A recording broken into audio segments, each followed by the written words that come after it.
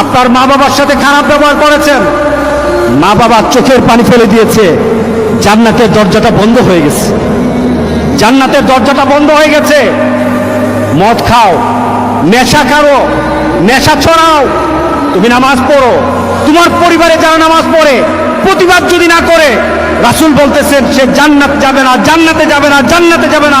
হারামাল্লাহুল জান্নাহ, জান্নাত তার জন্য আল্লাহ হারাম করে দিয়েছে। আমরা জান্নাতে যেতে চাই ইনশাআল্লাহ। বলি মা বাবার সাথে ভালো ব্যবহার করব, রাজি আছি। ওয়ালা ফালা তাকুল লাহুমা উফফিন ওয়ালা তানহারহুমা, তোমার মা যেন একটা শব্দটা না করে, তোমার বাবা যেন একটা শব্দ না করে তোমার আচরণে, বলেছেন আমার আল্লাহ। উল্টা যদি হয় সব আমল বরবাদ। মা বাবার সাথে যদি বেয়াদবি হয়, আজকে গিয়ে মা বাবার সাথে মাপ চাবো। রাজি আছি সবাই? আল্লাহ সবাইকে মা বাবার দোয়া পাওয়ার তৌফিক দান করুন। বউকে রাখবেন বুকে,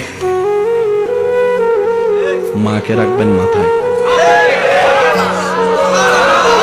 আর একটু জোরে জোরে জোরে জোরে, মা থাকবে মাথায়।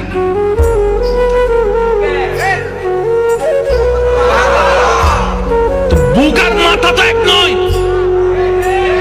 জোরে জোরে বলেন না, জোরে জোরে বলেন না। বুক আর মাথা এক নয়। বুকের দায়িত্ব আলাদা, মাথার দায়িত্ব আলাদা, স্বামী ক্যারেক্টার আলাদা, সন্তান ক্যারেক্টার আলাদা। এবার আপনি বলবেন আমার মা যার পায়ের নিচে আমার জান্নাত,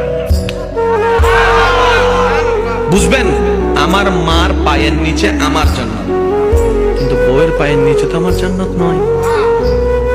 ও বউ, তোমার জান্নাত আমার বুকে, তুমি আমার বুকে আসো, আমরা দুইজন মিলে মার পায়ের নিচে যাই।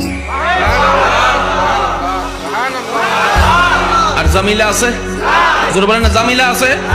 শিখি নাই, দোষ আমাদের। স্কুল ছিল, কিতাবও ছিল, শিক্ষকও ছিল, আমরা পড়ি নাই। खुदा की कसम, अपने माँ बाप का ना सबसे बड़ा एहसान ये है कि उनकी वजह से तुम्हें कलमा मिला है।